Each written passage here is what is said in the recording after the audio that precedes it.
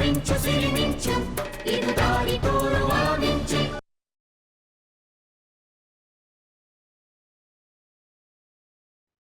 ರಮ್ಯಾ,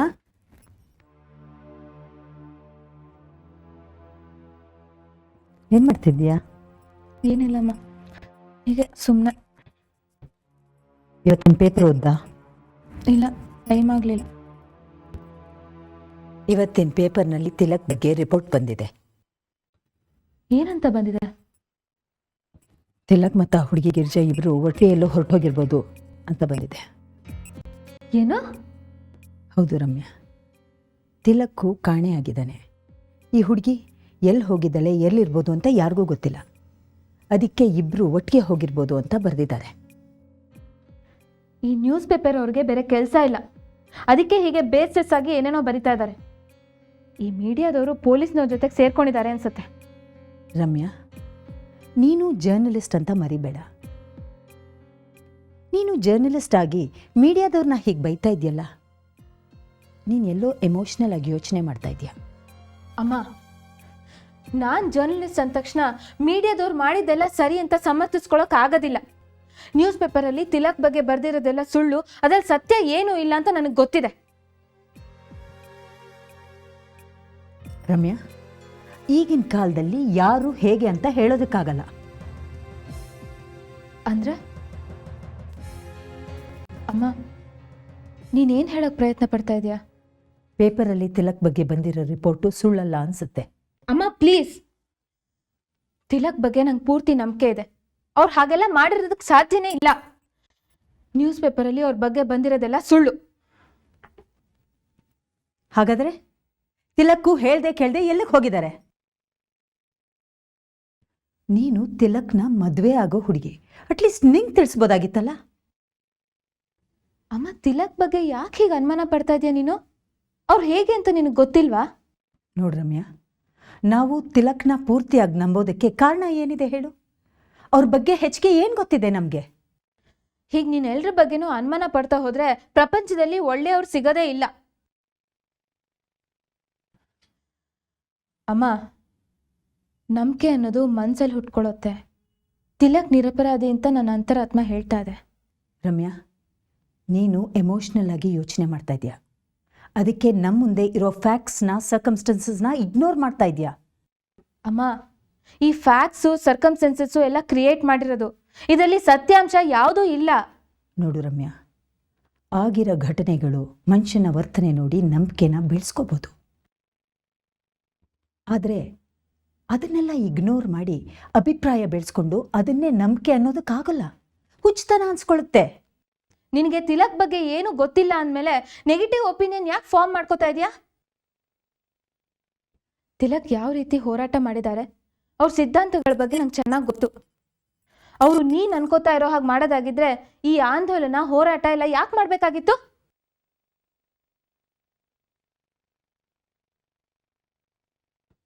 ನಿನಗೆ ತಿಲಕ್ ಬಗ್ಗೆ ಇರೋ ಅಭಿಪ್ರಾಯದಲ್ಲಿ ಕನ್ವಿಕ್ಷನ್ಗಿಂತ ಡಿಸಪಾಯಿಂಟ್ಮೆಂಟ್ ಹೆಚ್ಚಾಗಿದೆ. ನಿನಗೆ ಕಾಣ್ತಾ ಇರೋದೇನು? ನಿನ್ನ ಮಗಳನ್ನ ಮದುವೆ ಆಗೋ ಹುಡುಗ ಕಾಣೆ ಆಗಿದ್ದಾನೆ ಅಂತ. ನಿನ್ನ ಮಗಳ ಮದುವೆ ನಿಂತು ಹೋಯ್ತಲ್ಲ ಅನ್ನೋ ನಿರಾಸೆ. ಯಾರ ಬಗ್ಗೆನಾದರೂ ಅಷ್ಟೆ, ಯಾವತ್ತೂ ದಿಢೀರ್ ಅಂತ ಒಂದು ಕನ್ಕ್ಲೂಷನ್ಗೆ ಬರಬಾರ್ದು. ಅಲ್ಲ ರಮ್ಯಾ, ನಾನು ಹೇಳೋದು. ಅಮ್ಮ ಪ್ಲೀಸ್, ಇನ್ನು ಇದ್ರ ಬಗ್ಗೆ ಹೆಚ್ಚಾಗಿ ಮಾತಾಡೋದು ಬೇಡ. ನನಗೆ ತಿಲಕ್ ಬಗ್ಗೆ ಚೆನ್ನಾಗಿ ಗೊತ್ತಿದೆ. ಅವರು ಮೋಸ ಮಾಡೋದಕ್ಕೆ ಸಾಧ್ಯನೇ ಇಲ್ಲ. ನನಗೆ ಮದುವೆ ಆಗಕ್ಕಾಗಿಲ್ಲ ಅನ್ನೋದಕ್ಕಿಂತ ತಿಲಕ್ ಅಂತ ವ್ಯಕ್ತಿ ಕಾಣೆ ಆದ್ರಲ್ಲ ಅನ್ನೋ ಬೇಸರ ಹೆಚ್ಚಾಗಿದೆ.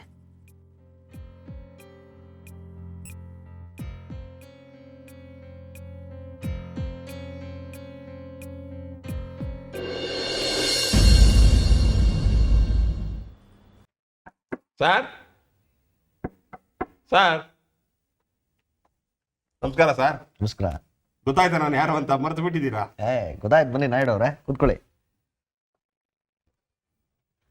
ಬನ್ನಿ ಪ್ಲೀಸ್. ಜಗದೀಶ್ ಅವ್ರು ಇಲ್ವ ಸರ್? ಇದ್ದಾರೆ. ಜಗದೀಶ,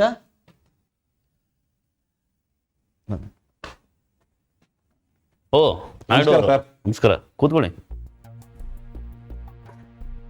ಏನು ಅಪರೂಪಕ್ಕೆ ಬಂದ್ಬಿಟ್ಟಿದ್ರಿ? ಕೆಲಸದಲ್ಲಿ ಬ್ಯುಸಿ ಆಗಿಬಿಟ್ಟಿದ್ರೇನು? ಕೆಲಸದಲ್ಲಿ ಏನು ಅಷ್ಟಕ್ಕಷ್ಟೇ ಸರ್. ಏನು ತಗೋತೀರಿ, ಕಾಫಿ ಟೀ? ಏನು ಬೇಡ ಸರ್, ತಮ್ಮ ಹತ್ರ ಮುಖ್ಯವಾದ ವಿಚಾರ ಇತ್ತು, ಮಾತಾಡಕ್ಕೆ ಬಂದೆ ಹೇಳಿ. ಸರ್, ಅದೇ ನೀವು ಆ ಯುರೋಪಿಯನ್ ಪೆಟ್ರೋಲಿಯಂ ಕಂಪ್ನಿ ಜೊತೆ ಪಾರ್ಟ್ನರ್ಶಿಪ್ ಹೊರಟಿದ್ರಲ್ಲ, ಆ ಪಾರ್ಟ್ನರ್ಶಿಪ್ಪು ತಮ್ಗೆ ಆಗಲಿಲ್ಲ ಅಂತ ಕೇಳ್ಪಟ್ಟೆ. ಪಾರ್ಟ್ನರ್ಶಿಪ್ ಸಿಗಲಿಲ್ಲ ಅಂತ ಅಲ್ಲ ನಾಯ್ಡು ಅವರೇ, ನಾವೇ ಮಾಡ್ಕೊಳಕ್ಕೆ ಹೋಗಲಿಲ್ಲ. ಈ ಬಿಸ್ನೆಸ್ ಸ್ವಲ್ಪ ರಿಸ್ಕಿ ಅಂತ ಅನ್ನಿಸ್ತು. ನಿಮಗೂ ಅವತ್ತು ಆ ಪೆಟ್ರೋಲಿಯಂ ಬಿಸ್ನೆಸ್ನಲ್ಲಿ ಇನ್ವೆಸ್ಟ್ ಮಾಡೋದು ಬೇಡ ಅಂತ ಹೇಳಿದ್ವಲ್ಲ.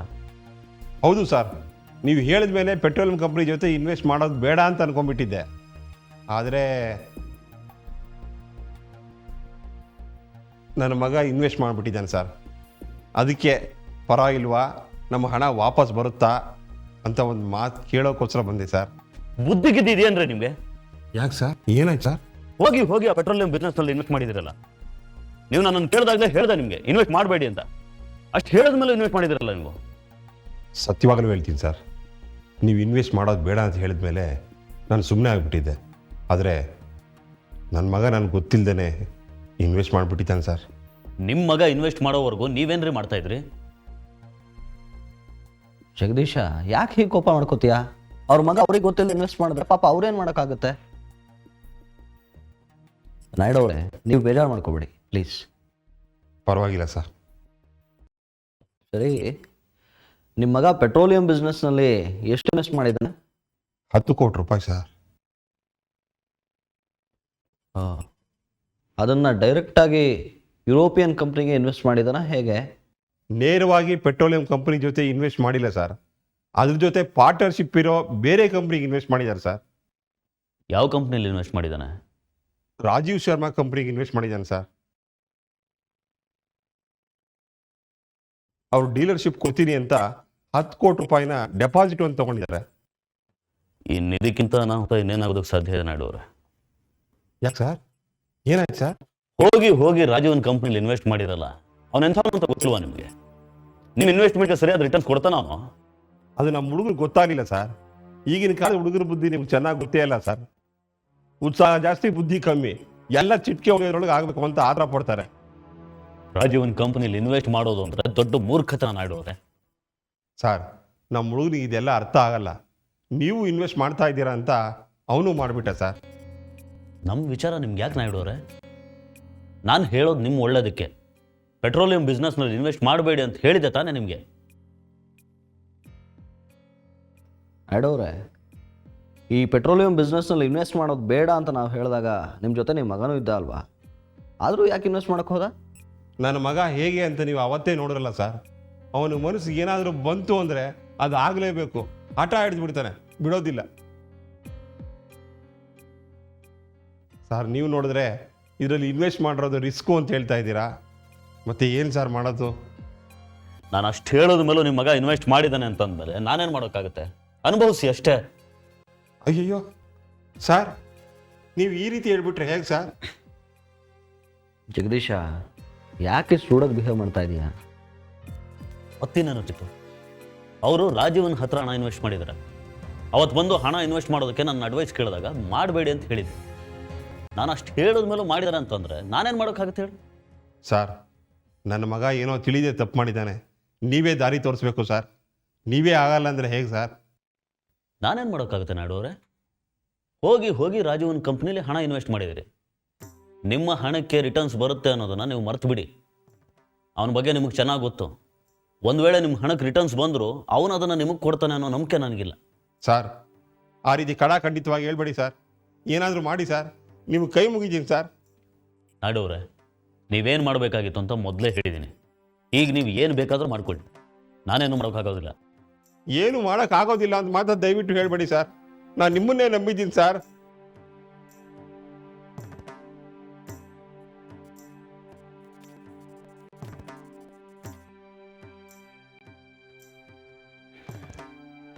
ನಾಯ್ಡು ಅವರೇ, ಈಗ ನಿಮ್ಗಿರೋದು ಒಂದೇ ದಾರಿ.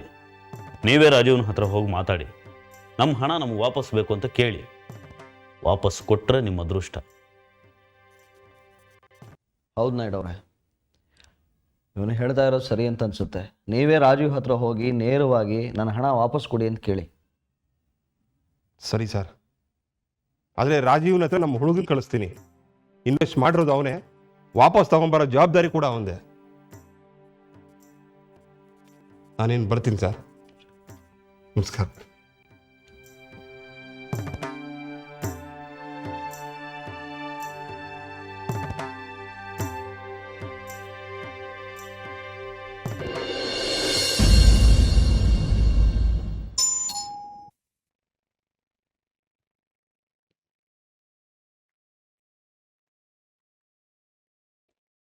ಬನ್ನಿ. ನಮಸ್ಕಾರ.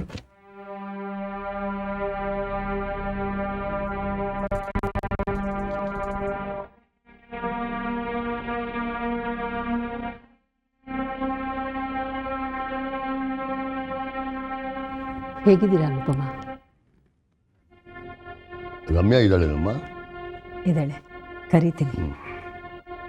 ನಿಮಗೆ ಕಾಫಿ ಟೀ? ನೋಡಿ, ಅದೆಲ್ಲ ಏನು ಬೇಡ. ನಾವು ರಮ್ಯನ ಜೊತೆಗೆ ಮಾತನಾಡಬೇಕು ಅಂತಲೇ ಬಂದಿದ್ದೇವೆ.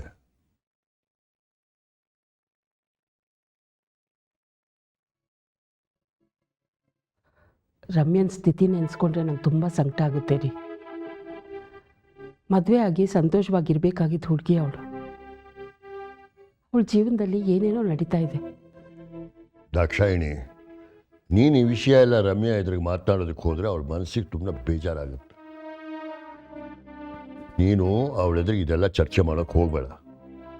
ನಾವೇನಿದ್ರೂ ಅವಳ ಮನಸ್ಸಿಗೆ ಸಮಾಧಾನ ಆಗುವಂಥ ಮಾತುಗಳನ್ನ ಆಡಬೇಕು. ನಮಸ್ತೆ ಅಂಕಲ್. ಬಾಮ್ಮ ರಮ್ಯಾ, ಹಲೋ. ಬಾ ಕೂತ್ಕೋ ಬಾ. ಬಾ ರಮ್ಯಾ, ಕೂತ್ಕೋ ಬಾ.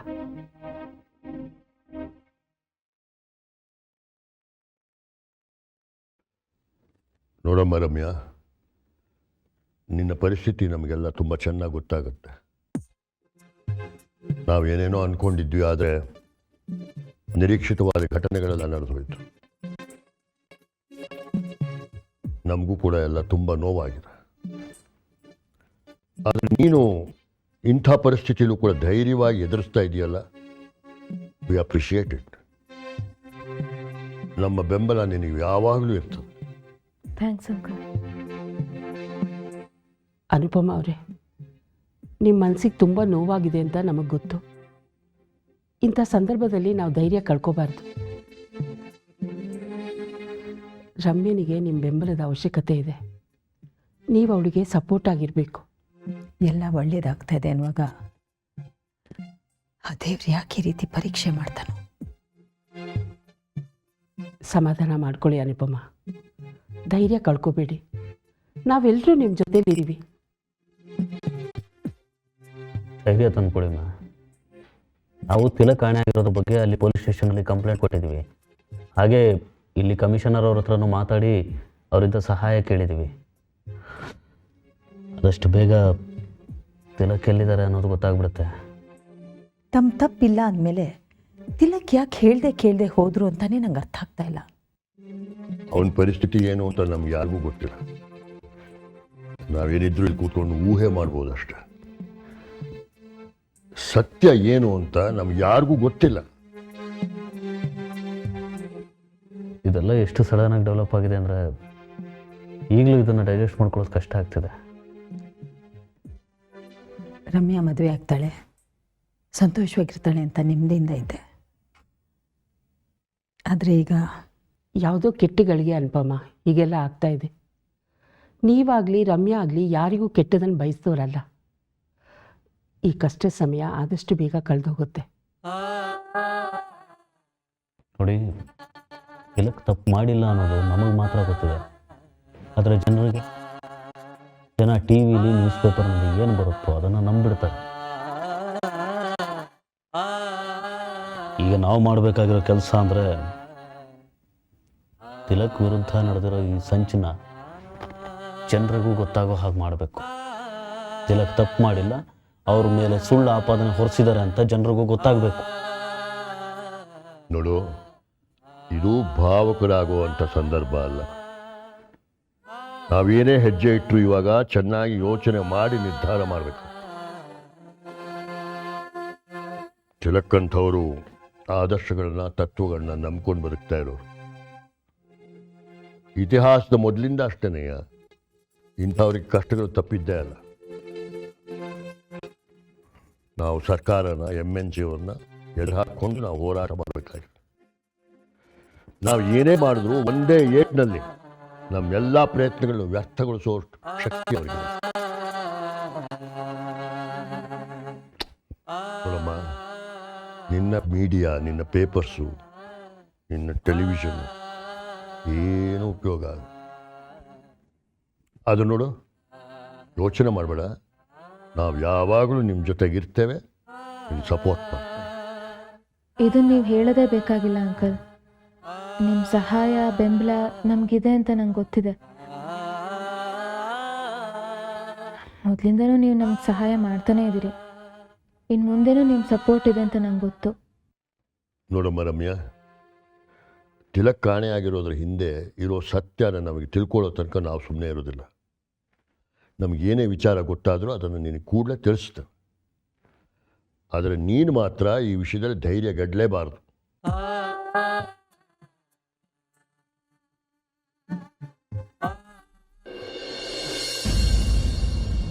Amit, everything is set. ಆಂದೋಲನ ಮುಗೀತು, ಇನ್ಯಾವ ಹರ್ಡಲ್ಸು ಇಲ್ಲ. ಸೊ ನಿಮ್ಮ ಕಂಪ್ನಿ ರಿಫೈನರಿ ಯಾವಾಗ ಶುರು ಮಾಡುತ್ತೆ? ಇನ್ನು ಲೇಟ್ ಮಾಡಲ್ಲ. ವೈದೇಹಿ ನದಿ ತೀರದಲ್ಲಿ ಸೈಟ್ ಕ್ಲಿಯರ್ ಆಗಿದೆ. ಇನ್ನೇನಿದ್ರು ಕನ್ಸ್ಟ್ರಕ್ಷನು ಇನ್ಸ್ಟಾಲೇಷನ್ ಅಷ್ಟೇ. ನಮ್ಮ ಚೀಫ್ ಇಂಜಿನಿಯರು ಜರ್ಮನಿಯಿಂದ ನೆಕ್ಸ್ಟ್ ವೀಕ್ ಬರ್ತಾ ಇದ್ದಾರೆ. ಇನ್ನೊಂದು ಇಂಜಿನಿಯರಿಂಗ್ ಟೀಮು ಅಮೇರಿಕಾದವರು. ಈಗಾಗಲೇ ಸಿವಿಲ್ ಕನ್ಸ್ಟ್ರಕ್ಷನ್ ವರ್ಕ್ ಶುರು ಆಗಿದೆ. ನಮ್ಮ ಚೀಫ್ ಇಂಜಿನಿಯರು ಜರ್ಮನಿಯಿಂದ ಬಂದ ತಕ್ಷಣ ಇನ್ಸ್ಟಾಲೇಷನ್ ವರ್ಕ್ ಶುರು ಆಗುತ್ತೆ. ಹಾಗಿದ್ರೆ ರಿಫೈನರಿ ವರ್ಕ್ ಯಾವಾಗ ಶುರು ಆಗುತ್ತೆ? ಇನ್ನು 3 ತಿಂಗಳಲ್ಲಿ ಮೊದಲನೇ ಹಂತದ ಇನ್ಸ್ಟಾಲೇಷನ್ ಸೆಟಪ್ ಮುಗ್ದಿರುತ್ತೆ. ಆಗ್ಲಿಂದನೇ ಫಸ್ಟ್ ಲೆವೆಲ್ ಪೆಟ್ರೋಲಿಯಂ ಎಕ್ಸ್ಟ್ರಾಕ್ಷನ್ ಶುರು ಮಾಡ್ಬೋದು. ಹಾಗಾದರೆ ಈಗ ದಿನೇಶನ ಹೆಸರಲ್ಲಿರೋ ಕಂಪ್ನಿನ ನಮ್ಮ ಹೆಸರಿಗೆ ಯಾಕೆ ವಾಪಸ್ ತಗೋಬಾರ್ದು ಅಂತ ಯೋಚನೆ ಮಾಡ್ತಾ ಇದ್ದೀನಿ. ಅಲ್ಲ ರಾಜೀವ, ಮುಂದೆ ಈ ಕಂಪ್ನಿನ ನಮ್ಮ ಹೆಸರಿಗೆ ತಗೊಳ್ಳೋ ಹಾಗೆ ದಿನೇಶ್ನಿಂದ ಎಲ್ಲ ಪೇಪರ್ಸ್ಗೂ ಸೈನ್ ತಗೊಂಡಿದ್ದೀವಲ್ಲ. ಹೌದು. ಹಾಗಿದ್ಮೇಲೆ ಯಾಕೆ ಯೋಚನೆ ಮಾಡಬೇಕು? ಹಾಗಲ್ಲ ಅಮಿತ್, ನಮ್ಮ ಹಣ ನಮ್ಮ ಹತ್ರ ಇರೋದೇ ಸೇಫ್ ಅಲ್ವಾ? ಸದ್ಯಕ್ಕೆ ದಿನೇಶ್ನ ಹೆಸರಲ್ಲೇ ಕಂಪ್ನಿ ಬಿಸ್ನೆಸ್ ಇರಲಿ ರಾಜೀವ. ಇನ್ನೂ ಪ್ರೊಡಕ್ಷನ್ನು ಮಾರ್ಕೆಟಿಂಗು ಯಾವುದೂ ಶುರು ಆಗಿಲ್ಲ. ಈ ಟೈಮಲ್ಲಿ ನಾವು ದಿನೇಶ್ನಿಂದ ನಮ್ಮ ಕಂಪ್ನಿನ ವಾಪಸ್ ತೊಗೊಳ್ಳೋದು ಅಂತಾದರೆ ತೊಂದರೆ ಆಗೋದು ನಮಗೇನೆ. ಒಂದು ವೇಳೆ ನಮ್ಮ ಕಂಪ್ನಿಗೆ ಏನಾದರೂ ನಮ್ಮ ಮೇಲೆ ಅನುಮಾನ ಬಂದು ನಾವು ಮಾಡಿಕೊಂಡಿರೋ ಅಂಡರ್ಸ್ಟ್ಯಾಂಡಿಂಗ್ ಗೊತ್ತಾದರೆ ನಮ್ಮ ಪಾರ್ಟ್ನರ್ಶಿಪ್ಪು ಕ್ಯಾನ್ಸಲ್ ಆಗೋ ಸಾಧ್ಯತೆಗಳಿವೆ. ಹಾಗಾದರೆ ಇನ್ನು ಎಷ್ಟು ದಿನ ಕಂಪ್ನಿ ದಿನೇಶನ ಹೆಸರಲ್ಲೇ ಇರಬೇಕು? ಫಸ್ಟ್ ಮಾರ್ಕೆಟಿಂಗು ದಿನೇಶನ ಹೆಸರಲ್ಲೇ ಆಗಲಿ ರಾಜೀವ. ಆಮೇಲೆ ನಮಗೆ ಯಾವಾಗ ಬೇಕೋ ಆವಾಗ ಕಂಪ್ನಿನ ವಾಪಸ್ ತಗೊಳ್ಳೋಣ. ಅದು ಸಹಜನೂ ಅನಿಸುತ್ತೆ. ಅದಕ್ಕೂ ಮುಂಚೆ ನಾವು ಕಂಪ್ನಿನ ವಾಪಸ್ ತೊಗೊಂಡ್ರೆ ನಮ್ಮ ಕಂಪ್ನಿ ಪ್ರಾವಿಷನ್ ಪ್ರಕಾರ ನಮಗೆ ಕೊಟ್ಟಿರೋ ಪಾರ್ಟ್ನರ್ಶಿಪ್ನ ಕ್ಯಾನ್ಸಲ್ ಮಾಡೋ ಎಲ್ಲ ಅಧಿಕಾರನೂ ಕಂಪ್ನಿಗಿದೆ.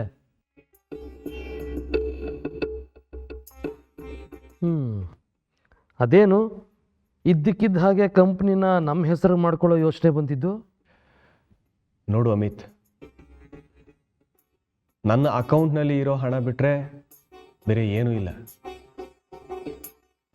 ಇದ್ದಿದ್ದ ಹಣನೆಲ್ಲ ನಾನು ಪೆಟ್ರೋಲಿಯಂ ಬಿಸ್ನೆಸ್ನಲ್ಲಿ ಇನ್ವೆಸ್ಟ್ ಮಾಡಿದ್ದೀನಿ. ಯಾವ ಕಂಪ್ನಿನೂ ನನ್ನ ಹೆಸರಿನಲ್ಲಿ ಇಲ್ಲ. ಯಾವತ್ತಿದ್ರೂ ದಿನೇಶನ ಹೆಸರಿನಲ್ಲಿರೋ ಕಂಪ್ನಿನ ನಾವು ವಾಪಸ್ ತಗೊಳ್ಳೇಬೇಕು ಅಲ್ವಾ? ಒಂದು ವೇಳೆ ಈಗಲೇ ಅಂಥ ಅವಕಾಶ ಏನಾದರೂ ಇದ್ದರೆ ಯಾಕೆ ಆಗಬಾರ್ದು ಅಂತ. ಅಲ್ಲ ರಾಜೀವ, ಅಷ್ಟೆಲ್ಲ ಅಡೆತಡೆಗಳಾದಮೇಲೆ ಈಗ ತಾನೇ ಪೆಟ್ರೋಲಿಯಂ ಬಿಸ್ನೆಸ್ ಶುರು ಆಗ್ತಾ ಇದೆ. ಇಷ್ಟೆಲ್ಲ ಶ್ರಮ ಪಟ್ಟಿದ್ದೀವಿ. ಇನ್ನು 6 ತಿಂಗಳು ಕಾಯಕ್ಕೆ ತಾಳ್ಮೆ ಇಲ್ಲ ಅಂದರೆ ಹೇಗೆ? ಎಲ್ಲ ನಾವು ಅಂದ್ಕೊಂಡಿರೋ ಹಾಗೆ ಆಗಿದೆ. ಇಂಥ ಟೈಮಲ್ಲಿ ರಿಸ್ಕ್ ತಗೊಳ್ಳೋದು ಬೇಡ ಅಂತ. ಆಲ್ ರೈಟ್, ನೀನು ಹೇಳ್ತಾ ಇರೋದ್ರಲ್ಲೂ ಪಾಯಿಂಟ್ ಇದೆ. ಅಷ್ಟೇ ತಾನೇ, ಬೇರೆ ಏನೂ ಕಾರಣ ಇಲ್ವಲ್ಲ? ಯಾಕೆಂದರೆ ನಾನು ಇದರಲ್ಲಿ ಇನ್ವೆಸ್ಟ್ ಮಾಡಿದ್ದೀನಿ. ಮುಂದೆ ದಿನೇಶ್ನಿಂದ ಏನಾದರೂ ತೊಂದರೆ? ಹಾಗೇನೂ ಇಲ್ಲ, ನೆವರ್. ನಮ್ಮ ಹುಷಾರಲ್ಲಿ ನಾವು ಇರೋಣ ಅಂತ ಅಷ್ಟೇ. ಎಲ್ಲ ಏನು ಯೋಚನೆ ಮಾಡಬೇಡ. ನಾನು ನನ್ನ ಜೀವನ ಪೂರ್ತಿ ಸಂಪಾದನೆ ಮಾಡಿರೋದನ್ನೆಲ್ಲ ಇಲ್ಲಿ ಇನ್ವೆಸ್ಟ್ ಮಾಡಿದ್ದೀನಿ. ಅದು ಸಾಲದು ಅಂತ ಫ್ರೆಂಡ್ಸಿಂದ, ಬ್ಯಾಂಕಿಂದ, ಎಲ್ಲೆಲ್ಲಿ ಸಾಧ್ಯನೋ ಅಲ್ಲಿಂದೆಲ್ಲ ಹಣ ತಂದು ಇಲ್ಲಿ ಹಾಕಿದ್ದೀನಿ. ಅಫ್ಕೋರ್ಸ್ ಒಂದು ಸಲ ಎಕ್ಸ್ಟ್ರಾಕ್ಷನ್ ಶುರು ಆದಮೇಲೆ ನಮಗೆ ಲಾಭ ಬರುತ್ತೆ ಅಂತ ನನಗೆ ಗೊತ್ತು. ಆದರೆ ಅದಕ್ಕೂ ಮುಂಚೆ ಯಾವುದೇ ರೀತಿ ಸೆಟ್ ಬ್ಯಾಕು ಆಗಬಾರ್ದಲ್ವಾ? ಹಾಗೇನೂ ಆಗೋದಿಲ್ಲ. ಆ ವಿಚಾರವಾಗಿ ನೀನೇನು ಯೋಚನೆ ಮಾಡಬೇಡ.